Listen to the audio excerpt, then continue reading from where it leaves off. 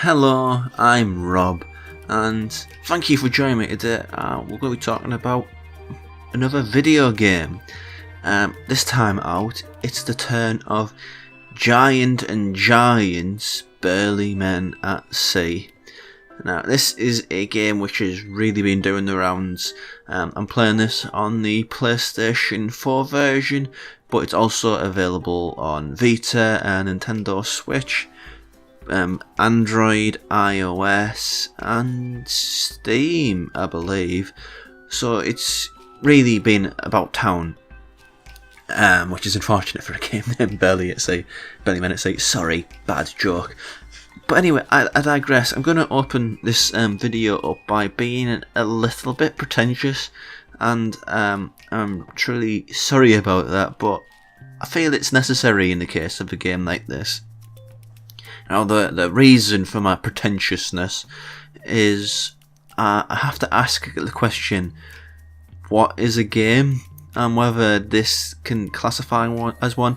Now, don't jump the gun there. I'm not saying this for like a horrible, critical reason. I genuinely do love this thing. But I think it's important to sort of ask that question when you sort of frame what it is that's unique and special about Burly Men at Sea. That's never going to get weird. Not weird, saying that's a really weird turn of phrase. But anyway, the reason I say this is because a game there's a heightened level of interactivity to it. Not much reading's involved.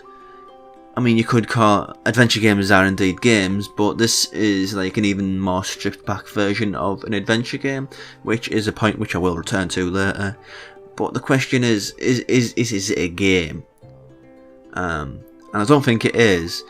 Not in the same way that I don't think David Cage's games are games. I think David Cage's games are failed exercises in his never-ending attempt to be a movie director, but he's too lead-heavy to even think about doing that. I don't think this is a game because I actually think it's a stepping stone to the idea of being able to adapt books into video games. There was one earlier this year, or it might have been last year, I can't remember the timeline, which I think was halfway there, because it was a Haruki Murakami inspired game.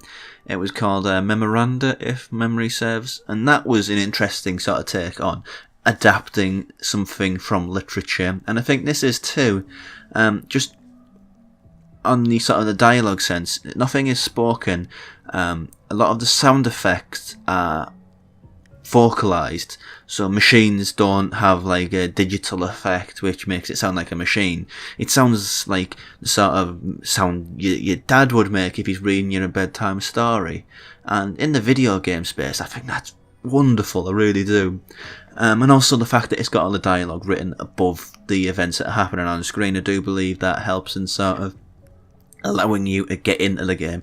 I don't think it's like putting you in the shoes of the three burly men, but I believe in you narrating the story yourself. I know you don't have to do that, but I did, and I give them all the separate faces, obviously.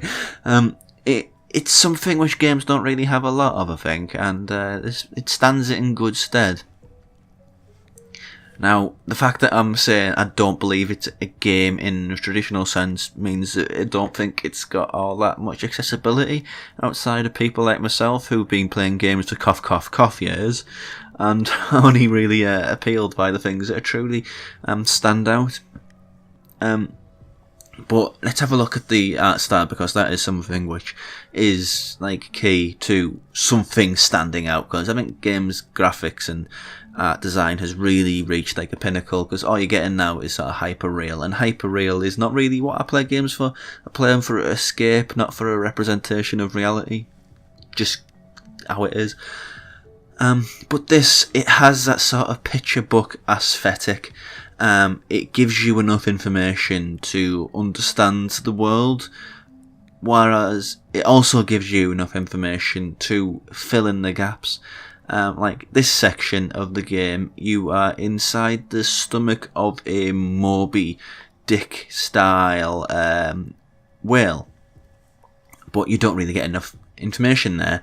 You just get sort of very basic, I wouldn't say stickman design. It's a little bit more advanced than that, but it gives you a lot to sort of interpret. You can imagine all the sorts of things in there. It's like a book. A book's great because you can build the world yourself.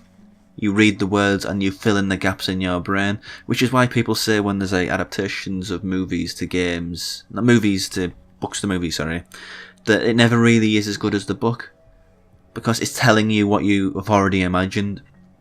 Whereas I think this is a great example of like video games cross-book adaptation, because it's giving you that basic information, but it's also allowing you to fill in the gaps yourself, which is fun, really. The story itself, you will, if you paying attention to the text above at the beginning of this interview, this review video, whatever you want to call it, is worth watching video, is these three burly sailors, these three burly fishermen, these three bearded, magnificently bearded men. And there's one brave, there's one hasty, and there's one steady. There we go, steady. And when they're out fishing, they find a map in the net. They take it to the nearest town, and when they've taken it to the nearest town, they ask a young lad if there's anybody who knows what this map is. He directs them to the local coffee shop, of all places, because if you're going to get a map sorted out, you go to the coffee shop, right? And he tells them that this is a truly, truly special map. This is the sort of map where its adventure hasn't been lived yet, it hasn't been filled in. So the three burly men think, mostly instigated by the brave of the three, thinks, you know what, let's go on an adventure. It's like an adventure game. The adventure subgenre, whether you're talking about your Broken Swords, whether you're talking about Monkey Island, or whether you're talking about the games the company who just went under, whose names already escaped my mind, who did The Walking Dead, who did Tales from the Borderlands, who did all that sort of stuff. Those games are about a mystery, about a story, about something that needs to be resolved, whereas this, just three men with magnificent Kurt Russell-style beards going off, having an adventure. And although it has that sort of storybook tone, it does, I don't want to say get darker, because by saying it gets darker, it implies that it's somehow like really sneaky in its darkness, but I don't think it is. It's just dark in the sense of kind of like a child's a book that Discworld, Terry Pratchett might, Discworld, because I can't remember his name all the time, sorry, Terry Pratchett might have wrote, because here you have a trio of burly men who escape Moby Dick by pulling on his tonsils and making trousers out of barrels, having a race with a death-like figure.